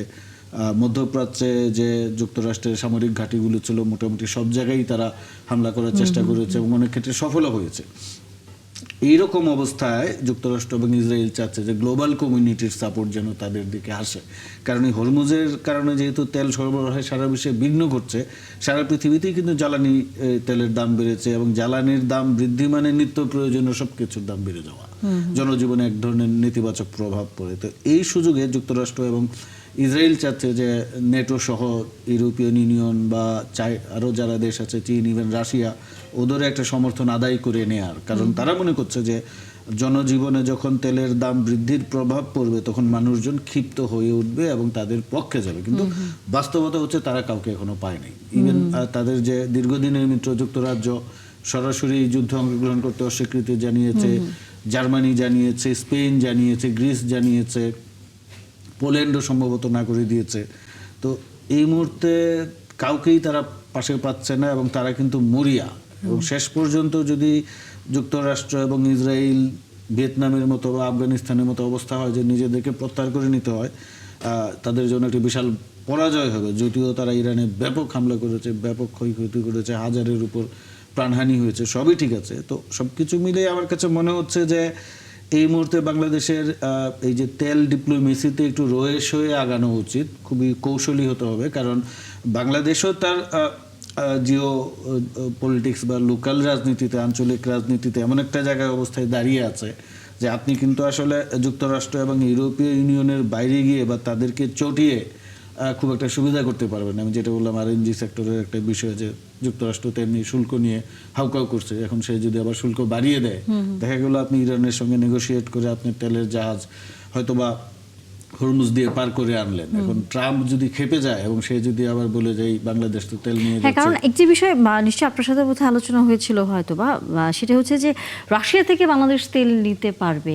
এখন যুক্তরাষ্ট্র সেখানে হচ্ছে অনুমতির একটি বিষয় সম্ভবত আছে, এরকম একটি কথা আসলে বলেছে। সেই জায়গায় যখন হরমুজ প্রণালী বাংলাদেশের জাহাজগুলো তেল নিয়ে আসবে, সেখানে মাঝপথে তারা আটকে দিবে কিনা বা আদৌ আসার পরে কি ধরনের আচরণ আমাদের সাথে করে, এই প্রতিক্রিয়া কি হয়, এটা আমাদের মাথায় রেখে বাংলাদেশকে আমি মনে করি মাথায় রাখতে হবে যে আপনি তো ইরানও চাইবে যে তাদের সঙ্গে সবাই যেন নেগোশিয়েট করে। এবং ইরান তো দেখলাম গতকাল $20 লাখ একটি জাহাজকে যেতে দিয়েছে। তো ইরানও তো চাইবে যে তার পক্ষে যেন বেশি মানুষ যায়, তাদের সঙ্গে নেগোশিয়েট করে। এবং তারা তো হরমুজ প্রণালীকে ব্যবহার করে এক ধরনের বাণিজ্যিক সুবিধা ফায়দা নেওয়ারও চেষ্টা করবে। তো দুই পক্ষই চাইছে যেন গ্লোবাল কমিউনিটি তাদের দিকে যায়, যে কারণেই হোক, বিজনেসের কারণে হোক বা যুদ্ধ সমরাষ্ট্র। এইখানে যুদ্ধ তো আসলে একটা খুব, এখানে কিন্তু নানামুখী আপনার তৎপরতা হচ্ছে। এই ফাঁকে আবার যুক্তরাষ্ট্র চেষ্টা করছে সৌদি আরব সহ মধ্যপ্রাচ্যের দেশগুলিতে অস্ত্র বিক্রি, কারণ ও যদি, এবং সৌদি আরব কিনেছে সবচেয়ে বেশি দাম দিয়ে এবং সবচেয়ে বেশি কিনেছে চেষ্টা করছে। এটা মানে কি, তার মানে যুক্তরাষ্ট্রে আবার একটা বড় ব্যবসা হয়ে যাবে। যে তারা বলার চেষ্টা করছে যে এখন যে তোমাদের অস্ত্র আছে বা আগে যা দিয়েছিলাম এটা দিয়ে ইরানকে ঠেকানো সম্ভব হচ্ছে না, তো তোমাদের আরো শক্তিশালী আধুনিক অস্ত্র নিতে হবে, তারও একটা ব্যবসা হয়ে যাবে। তো নানামুখী তৎপরতা আছে। তো এই জায়গায় আমি মনে করি যে বাংলাদেশকে আসলে অত্যন্ত ভেবে চিন্তে সতর্কভাবে এগোতে হবে। এবং এই পর্যন্ত বাংলাদেশের যে পজিশন আমার কাছে ভালোই মনে হয়েছে, খারাপ মনে হয়নি। এই বিষয়টা নিয়ে আমরা একটু আলোচনা করবো। আমাদের সাথে যেহেতু আছেন আরেকজন অতিথি আনিসুর রহমান, আমরা তার কাছে একটু যেতে চাই। আপনার কাছে কি মনে হয় যে আমরা তেল যেহেতু দিন শেষে আমাদেরকে তো প্রয়োজন হবে, এখন ইরানের সাথে আমরা কতটুকু কূটনৈতিকভাবে আসলে আলোচনা চালিয়ে যাব মার্কিন যুক্তরাষ্ট্রকে সাথে নিয়ে? কারণ আমরা আসলে দিন শেষে তো পারবো না তাদেরকে ছাড়া কিছু করতে। দিন শেষে আমাদের এক ধরনের প্রভাব তারা হচ্ছে ফেলবেই, এটা আমরা জানি, আমরা যাই করতে যাই না কেন। সেই জায়গায় মার্কিন যুক্তরাষ্ট্রকে সাথে নিয়ে ইরানের সাথে আসলে আমরা কি ধরনের আলোচনা করতে পারি বলে আপনার কাছে মনে হয়? দেখুন, এই মুহূর্তে ইরানের যে অবস্থান সেটা হলো যে এই হরমুজ প্রণালী দিয়ে শুধুমাত্র দুইটা কান্ট্রি জাহাজ পাস করতে পারবে না, একটা হলো ইসরায়েল আর একটা হলো ইউএসএ। অন্যান্য যে কান্ট্রিগুলোর জাহাজগুলো পাস করে এই হরমুজ প্রণালী দিয়ে, সেটাতে ইরানের কোনো বাধা নিষেধ থাকবে না বলে ইরান জানিয়েছে, সাফ জানিয়ে দিয়েছে। সুতরাং এটা বিষয়টা স্পষ্ট। যেহেতু ইরানের সাথে যুদ্ধ হচ্ছে বেসিক্যালি দুইটা কান্ট্রি, ইউএস অ্যান্ড ইসরায়েল, এবং এখানে ইউএস এর অন্যান্য যে সমস্ত ওয়েস্টার্ন পাওয়াররা যারা ইউএস এর সাথে কাজ করে, তারা কিন্তু এই যুদ্ধের মধ্যে নাই। তার মানে হলো যে আপনার এখানে যুদ্ধটাও এবং লং সাস্টেইন করবে। ইরান এখানে আপনার সিজফায়ারের দিকে যাবে না, ইরান সিজফায়ারের দিকে যাবে না ইন এ সেন্স, যদি ইরান মার্কিন যুক্তরাষ্ট্রের প্রস্তাবে এখানে একটা যুদ্ধবিরতি নিয়ে আসে, তারা ইরান মনে করে যে 3 মাস 6 মাস বা 1 বছরের মধ্যে আবার একটা অ্যাটাক হবে। সুতরাং এখানে ইরান যেহেতু যুদ্ধের মধ্যে এখন পর্যন্ত উইন উইন সিচুয়েশনে আছে, সুতরাং ইরান এখানে একটা ডিপ্লোমেসি, ওয়েল ডিপ্লোমেসি তারা নিয়েছে, আজকে নিয়েছে তারা। সেটা হলো যে ইরান কান্ট্রি টু কান্ট্রির সাথে একটা ডিপ্লোমেসি করতে চায়। কারণ আপনি জানেন যে হরমুজ প্রণালী এবং বসফরাস প্রণালী, দুইটা প্রণালী আছে মিডল ইস্টের, একটা পূর্ব প্রান্তে একটা হলো পশ্চিম প্রান্তে, দুইটাই কিন্তু ইন্টারন্যাশনাল ওয়াটারওয়েজ। এবং এখানে ইন্টারন্যাশনাল কান্ট্রিগুলো, যেমন ধরেন বসফরাস প্রণালীর উপর তার্কির একচ্ছত্র কোনো নিয়ন্ত্রণ নাই, এটা হচ্ছে ইন্টারন্যাশনাল ওয়াটারওয়েজ। এখানে আপনার হলো যে ইন্টারন্যাশনাল ভাবে এই জাহাজগুলো চলাচল করে। হরমুজ প্রণালীও তাই, সেখানে ইরানের একটা ছোট্ট নিয়ন্ত্রণ নেই, কিন্তু এই যুদ্ধের মাধ্যমে Iran for the first time একটা অপরচুনিটি পেয়েছে হরমুজ প্রণালীতে তাদের টোটালি কন্ট্রোল বা নিয়ন্ত্রণ প্রতিষ্ঠা করা। এবং এই নিয়ন্ত্রণ যদি প্রতিষ্ঠা হয়ে যায় তাহলে ইরান কান্ট্রি টু কান্ট্রি ডিপ্লোমেসিতে অ্যাপ্লাই করবে তাদের ডোমেস্টিক ইকোনমিটাকে এনরিচ করার জন্য। এবং সেক্ষেত্রে Iran may be successful, because ইরানের সাথে কিন্তু আপনার চায়না এবং রাশিয়ার বাণিজ্যটা পরিধিটা যুদ্ধের সময় ব্যাপক বেড়েছে। এবং যুদ্ধের মধ্যে ইরানের যত ক্ষয়ক্ষতি আপনি দেখছেন, এর সাথে সাথে কিন্তু ইরানের অর্থনৈতিক ধস নামে নাই, ইরানের অর্থনীতি প্রবৃদ্ধি হয়েছে, তার মানে তেলের বিক্রির পরিমাণটা বেড়েছে। এবং ইরানের সাথে যে মধ্যস্বত্বভোগী যে সমস্ত রাষ্ট্রগুলো ছিল, বিশেষ করে ইউএসএ, এখানে ইউএসএর ব্যবসার মধ্যে এক ধরনের ঘাটতি দেখা যাচ্ছে এবং ইউএস ইকোনমিতে এক ধরনের প্রভাব কিন্তু পড়ছে। সুতরাং এই যুদ্ধটা যতটা সাস্টেইন করবে ততটা আপনার হলো যে ইরানের জন্য, ইরানের ডিপ্লোমেসি আরো সুন্দর করে অ্যাপ্লাই কিন্তু করার মার্কো জন্য রুবিও বলেছে আজকে যে কয়েক সপ্তাহের মধ্যে হয়তো এই যুদ্ধটি শেষ হয়ে যাবে। এটার আরেকটি কারণ আছে। আজকে ফ্রেঞ্চ মিডিয়ার একটা খবর এবং ফ্রেঞ্চ G7 সম্মেলন যে হচ্ছে সেখানে বলেছেন যে ইসরায়েলের আসলে যুদ্ধ করার যে সরঞ্জাম এটা পড়িয়ে আসছে। এখানে ইসরায়েল বেসিক্যালি মধ্যপ্রাচ্যে যে সমস্ত দাদাগিরিটা করেছে সেটা ডিপেন্ডেন্ট অন ফ্রান্স, ব্রিটেন এবং জার্মানির উপর নির্ভর করে, অর্থাৎ তাদের ওয়েপন, তাদের সামরিক সহযোগিতার মাধ্যমে ইসরায়েল এই যুদ্ধগুলো করেছে যেখানে কোনো প্রোটেকশন ছিল না। এবং গাজার যুদ্ধতে একচেটিয়া যুদ্ধ তারা করেছে, কিন্তু এই for the first time Israel কিন্তু একচেটিয়া যুদ্ধের মধ্যে নাই, বিকজ অফ ওয়েস্টার্ন পাওয়ারগুলো ইসরায়েলের ব্যাক পাওয়ার ফোর্স হিসেবে কাজ করছে না। আর সেকেন্ডলি হলো ইরান ইসরায়েলের মধ্যে for the first time Iran একটা ম্যাটেরিয়ালিস্ট সোসাইটিতে আপনার একটা ধস নেমেছে। ইসরায়েলিরা কখনো মনে করে না যে তাদের দেশ যুদ্ধের দ্বারা এমন ভাবে আক্রান্ত হবে। এবং আজ গতকালকের যে অ্যাটাকটা ছিল নিখুঁত অ্যাটাক, এবং এই অ্যাটাকে কিন্তু ইসরায়েলের এবং ইরান দাবি করেছে প্রায় 200 ইসরায়েলি পিপল আপনার কিল্ড হয়েছে। সুতরাং ইসরায়েল এখানে আপনার খুব ভালো একটা অবস্থানের মধ্যে নাই এই যুদ্ধের মধ্যে। এবং আজকে আমার এক বন্ধু তেহরান বিশ্ববিদ্যালয়ের অধ্যাপক, তার সাথে কথা হচ্ছিল, আমি বলেছিলাম যে what is the condition of Iran about nuclear weapons. তো ও আমাকে সাফ উত্তর দিয়েছে ইরানের নিউক্লিয়ার মিলিটারি যে সমস্ত ডক্ট্রিন সেখানে নিউক্লিয়ার ওয়েপন নাই, কিন্তু ইরান যদি শেষ পর্যন্ত হেরে যায় ইন দ্য টাইম দেখেন ফর্মুলেট দিস, তার মানে হলো যে ইরান সেই পর্যন্ত সক্ষমতা ইরানের আছে। এবং ইরানের পিছনে ব্যাকআপটা দেখুন খুব সুন্দর, সেটা হলো যে ইরান এতদিন পর্যন্ত যে স্যাটেলাইট সিস্টেমটা ছিল, মধ্যপ্রাচ্যের টোটাল সিকিউরিটি স্যাটেলাইট সিস্টেমটা, এটা কন্ট্রোল বাই ইসরায়েল। এবং এটা 2019 সালের পরে চায়না এখানে একটা পার্টিসিপেটরি অ্যাক্টর হিসেবে কাজ করেছে। এবং এই চায়না ইরানকে প্রযুক্তিগতভাবে সহযোগিতা করছে যদিও, এবং ইকোনমিক্যালি সহযোগিতা করছে। এবং সেই ক্ষেত্রে এবং এটাই ইসরায়েলের বিরুদ্ধে বা ইউএসের বিরুদ্ধে যে নিখুঁত অ্যাটাকটা করতে পারছে ইরান, সেটার একটা প্রযুক্তিগত একটা কারণ আছে। কিন্তু এই যুদ্ধটা হচ্ছে বেসিক্যালি দ্য টেকনোলজি ওয়ার। এখানে আপনার হলো যে স্থল মানে যুদ্ধটা হচ্ছে না, মানে আপনার ল্যান্ড ওয়ার যেটা সেটা এখানে নাই, প্রযুক্তির ব্যবহারটা ব্যাপক হচ্ছে। সুতরাং প্রযুক্তিগত ভাবেও ইরান একেবারে যে পিছিয়ে আছে সেরকম না। সুতরাং যুদ্ধটা আপনার একটা ডিসিসিভ ব্যাটলের দিকে ইরান নিয়ে যাওয়ার চেষ্টা করবে, যে এখানে একটা মীমাংসাত্মক যুদ্ধ হোক, অর্থাৎ ইউএসএ এখান থেকে তার হলো যে চলে যাক, বা ইউএস এর যে সমস্ত প্রো ওয়েস্টার্ন কান্ট্রিগুলো আছে যেমন কাতার, সৌদি আরব, তারপরে হলো আপনার সংযুক্ত আরব আমিরাত, কুয়েত, এই সমস্ত কান্ট্রিগুলোতে ইরানের ইসরায়েল এবং ইউএস এর যে একচ্ছত্র আধিপত্য সেটা কমে আসুক, এটা ইরান চাচ্ছে আর কি। আপনার কাছে কি মনে হয় এই বিষয়ে, যদি সামনের দিনগুলোতে যে আরেকজন অতিথি বলছিলেন যে সেটা হচ্ছে আসলে টেকনোলজি ওয়ার, আপনার কাছেও সেটা আসলে মনে হয় কিনা টেকনোলজি ওয়ার কি আসলে এটা? হ্যাঁ, এটা আসলে একটা, কিন্তু আপনি উনি যেটা বললেন স্থলযুদ্ধ হচ্ছে না, মূলত প্রযুক্তি নির্ভর যুদ্ধ হচ্ছে। এবং যুদ্ধ শুরু করার আগে এখানে দুইটা ভুল হিসাব করেছে যুক্তরাষ্ট্র এবং ইসরায়েল। তারা প্রথমে তো মনে করেছিল যে ইরানে হামলার পরপরই, আয়াতুল্লাহ খামেনিকে হত্যার পরপরই হয়তো বা ইরানে যে এই রেজিম বিরোধী যারা জনগণ আছে তারা মাঠে নেমে আসবে এবং ইরানের ক্ষমতায় পালাবদল হবে এবং যুদ্ধটা ওখানেই শেষ হয়ে যাবে। তো ওরা আসলে প্রথম যেই ধাক্কাটা খেয়েছে, আপনি দেখেন ইরানের টপ লিডারশিপ সবাই কিন্তু কিন্তু মেরে ফেলেছে কম বেশি। আয়াতুল্লাহ খামেনি, আলিল্লা রিজানি, তাদের আরও যারা আছে গার্ডের বিভিন্ন গার্ডের প্রধান, কিন্তু এই জায়গাটা তাদেরকে হত্যা করার পরে সম্ভবত এটা ইরানিদের আরও ঐক্যবদ্ধ করেছে। তো বিশেষ করে যারা এই রেজিম বিরোধী তারাও কিন্তু এখন বলছে যে আমরা এই রেজিমের পতন চাই, কিন্তু বহির্শক্তির হাতে না। আমাদের দেশের যে রাজনৈতিক ক্ষমতার পরিবর্তন হবে এটা আমরাই করব, বাইরে থেকে এসে কেউ দখল করে আমাদের ক্ষমতার পরিবর্তন করে দিয়ে যাব সেটা সম্ভব না।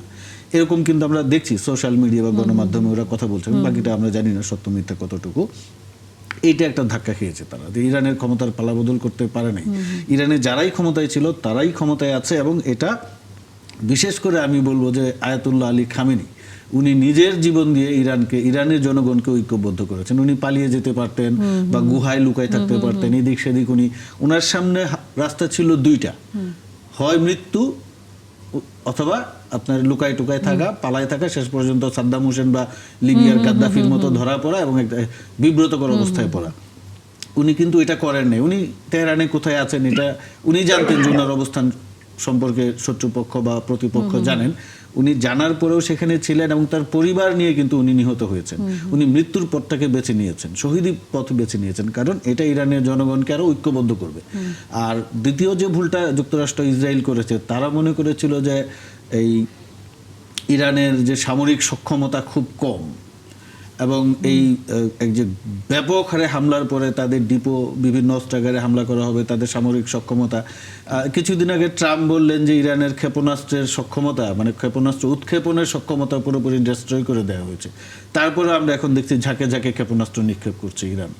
এই জায়গাটা উনি যেটা বললেন যে ওই যে স্যাটেলাইট সিস্টেম, চীন সম্ভবত এই জায়গায় ইরানকে একটা প্রযুক্তিগত সহায়তা দিয়েছে, এবং সম্ভবত রাশিয়া থেকেও তারা একটা সহায়তা পাচ্ছে। নাইলে পরে এইরকম অসম শক্তির যুদ্ধে দীর্ঘদিন এইভাবে টিকে থাকা সম্ভব ছিল না। এবং ইরান কিন্তু, উনি তো বলছেন উইন উইন সিচুয়েশন, আমি বলবো যে এখন ইরান কিছু অ্যাডভান্স অবস্থায় আছে, ইরানের দিকে পাল্লা ঝুঁকে আছে। কার্যত মনে হচ্ছে যে ইরানে অনেক মারা গিয়েছে, ইরানে অনেক ক্ষয়ক্ষতি হয়েছে। ইরান সেটা জানে যে এই যুদ্ধে আমাদের অনেক ক্ষয়ক্ষতি হবে এবং অনেক লোক মারা যাবে, কিন্তু তাদের যে পরিকল্পনা ছিল সম্ভবত যুদ্ধটাকে দীর্ঘায়িত করা। যুদ্ধটাকে তারা যত বেশি লম্বা সময় টেনে নিতে পারবে, যুক্তরাষ্ট্র ইসরায়েলের জন্য সেটা ক্ষতির কারণ হবে। অর্থনৈতিক চাপ, সবকিছু। মানে এখন হয়েছে যে ইরান যুদ্ধে ইসরায়েল যুক্তরাষ্ট্র পা গলিয়েছে, কিন্তু সেই জুতা এখন তাদের পা আটকে গিয়েছে। পা তারা বের করতে চাইছে কিন্তু পারছে না। আজকেও দেখেন ট্রাম্প আজকেও বলেছে যে তার মিত্ররা ইরানকে নিয়ে ভয়ে আছে। ট্রাম্প তো এখন কিছুদিন আগে ট্রাম্প তো বলেছে যে সেই যুদ্ধের জন্য খুব একটা আগ্রহী ছিল না, প্রতিরক্ষা মন্ত্রী তাকে ভুল বুঝিয়ে বা উস্কানি দিয়ে ইরানকে হামলা করতে বলেছে, এক কথা বলে। তবে ইরান যদি যুদ্ধটাকে শেষ পর্যন্ত টেনে নিতে পারে, এবং ইরানের জনগণের মধ্যে এখন যে একতা বা এক ধরনের স্পিরিট লক্ষ্য করা যাচ্ছে, এটা যদি শেষ পর্যন্ত বজায় থাকে, তাহলে আমি মনে করি যে এখান থেকে যুক্তরাষ্ট্র এবং একই সাথে আমরা একটু দেখছিলাম মধ্যস্থতাকারী হিসেবে পাকিস্তানের একটা অবস্থান। পাকিস্তান আমরা দেখছি যে সেখানে তারা দুই পক্ষকে নিয়ে এক ধরনের সমঝোতা, যুদ্ধ বন্ধ, এরকম নানা রকম একটা উদ্যোগ করার চেষ্টা করছে, কিন্তু সেটি আদৌ পাকিস্তানের মতো দেশ কতটা সফল হতে পারবে? কারণ যেখানে তারা সরাসরি মিত্র বলা হয় মার্কিন যুক্তরাষ্ট্রের, তাদের প্রেসক্রিপশনে আসলে চেষ্টা করছে। আমরা উত্তর নিব, তবে সেটি বিরতির পর। দর্শক, জানালে বিরতির সময় হয়ে গেল, নিশ্চয়ই বিরতির পর আবারও যুক্ত হবেন। ধন্যবাদ দর্শক, সাথে থাকার জন্য আমন্ত্রণ আবার একাত্তর চ্যানেলে। আমরা অনুষ্ঠানের শেষের দিকে আসলে চলে এসেছি। যে বিষয়টি একটু আলোচনা করছিলাম সেটি হচ্ছে যে পাকিস্তানে যে মধ্যস্থতা করছে বা করার যে উদ্যোগের মধ্যে আছে, যেখানে তাকেই বলা হয় মার্কিন যুক্তরাষ্ট্রের সে হচ্ছে মিত্র, বলা যায় সে কতটুকু এই জায়গায় এই মধ্যস্থতা করতে পারবে, এক। আর দ্বিতীয়ত, এরই মধ্যে ইসলামাবাদে আমরা বিভিন্ন গণমাধ্যম বলছে যে ইসরায়েলের একটি বোম সেখানে পড়েছে, এর জন্য হচ্ছে ইরানের ইরানের যে পাকিস্তান এম্বাসি আছে সেখানের কার্যালয়ের সামনে। তখন হচ্ছে আবার পাকিস্তান বেশ ক্ষেপে বলল যে এই বিষয়ে তারা একটা কোনো পদক্ষেপ নেবে। এখানে একটা ঘটনা হচ্ছে কি, এই যে মধ্যপ্রাচ্য কেন্দ্রিক রাজনীতিতে ধরেন ইরান কেন্দ্রিক একটা অক্ষ আছে, ইরানের সঙ্গে ইয়েমেন আছে, বাশার আল আসাদ ছিলেন সিরিয়ার, বা লেবাননের হিজবুল্লাহরা আছে, গাজার হামাস আছে। আবার ওইদিকে ধরেন সৌদি আরব, এমিরেটস, ইয়েমেন, এই কাতার, কুয়েত, এরা হচ্ছে মার্কিন বা এই ইসরায়েলপন্থী। তুরস্ক এবং পাকিস্তান এরা কখনো ভাবনে যে তারা ইরানের সঙ্গে আছে, তারা মুসলিম বিশ্বের নেতা হতে চায়, আবার তারা ওইদিকেও ঝুঁকে পড়ে। এই যে ঝুঁকাঝুঁকির যে এটা মানে অবস্থা বা পরিস্থিতি, এইটা পাকিস্তান এই সুযোগটা নিতে চাচ্ছে। পাকিস্তান মনে করছে যে তারা এই যুদ্ধে মধ্যস্থতা করে শান্তি আনবে। এটা ইরান আসলে পাকিস্তানের কথা কতটুকু শুনবে সেটার জন্য আজকে দেখলাম পাকিস্তানের পররাষ্ট্রমন্ত্রী আবার চাইনিজ ফরেন মিনিস্টারের সঙ্গে কথা বলেছেন।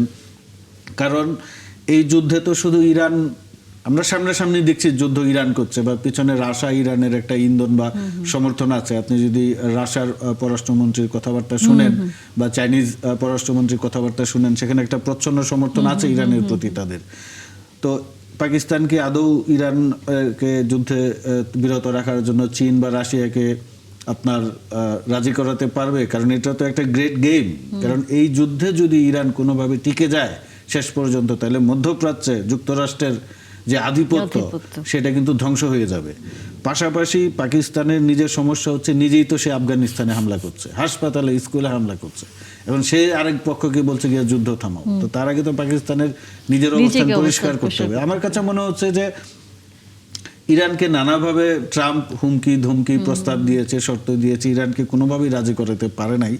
সম্ভবত শেষ পর্যন্ত তারা পাকিস্তানকে বলেছে যে তোমরা একটু মধ্যস্থতা করে দাও। কারণ ওই যে আমি বললাম, এটা অনেকটা লোক দেখানো কিনা, এক ধরনের ইরানকেও ব্যস্ত রাখা, অন্যদিকে নানা বিষয়গুলো সামনে যদি নিয়ে আসা হয়, মানে এক ধরনের এটি যুদ্ধেরও একটা কৌশল বলে আপনার কাছে মনে হয়? অবশ্যই এটা যুদ্ধের একটা কৌশল। একদিকে হামলা করছে, পাকিস্তান তো ঠিক সেরকম ভাবে খুব ক্ষমতাধর কোনো দেশও না, তার নিজের অর্থনৈতিক অবস্থা এতই খারাপ, সে নিজে যুদ্ধ করতেছে আরেকটা দেশের সাথে, সে কিভাবে আসলে এখানে আরেক দেশের এত বড় যুদ্ধ থামাবে? আমার মনে হয় যে এটা আসলে পাকিস্তান মধ্যস্থতা করতে পারবে না। এই শেষ পর্যন্ত যুদ্ধে যদি মধ্যস্থতা হয়, একটা ধরেন যুদ্ধবিরতি যদি শুরুই হয়, সেই জায়গায় আপনার ইউরোপিয়ান ইউনিয়ন, চায়না এবং রাশিয়াকে এঙ্গেজ করতে হবে।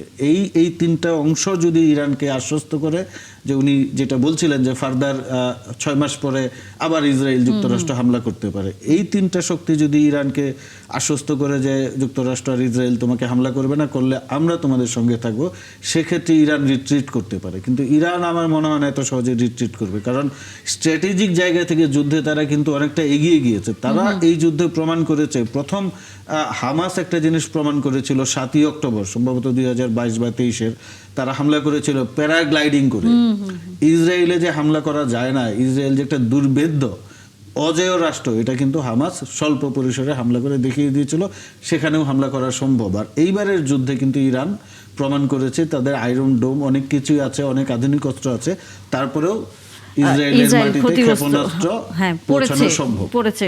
আমরা একেবারেই শেষের দিকে, অধ্যাপক আনিসুর রহমান, আপনার যদি কোনো তথ্য যুক্ত করার থাকে।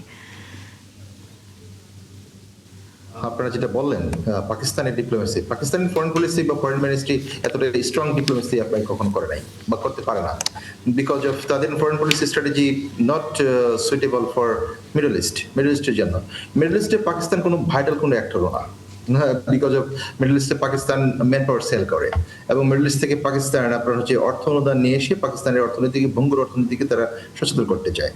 পাকিস্তানের সাথে যেটা হয়েছে সেটা হলো যে সৌদি আরবের সাথে পাকিস্তানের একটা চুক্তি হয়েছে কয়েকদিন আগে, এটা হলো আপনার মিলিটারি ট্রিটি, এবং সেই ট্রিটিতে পাকিস্তান এবং সৌদি আরবের আপনার অভিন্ন কিছু চুক্তি, এবং সেটা দুইটা রাষ্ট্রই কিন্তু আপনার হচ্ছে ইউএস এর এজেন্ট বা ইউএস কে প্রো আমেরিকান কান্ট্রি।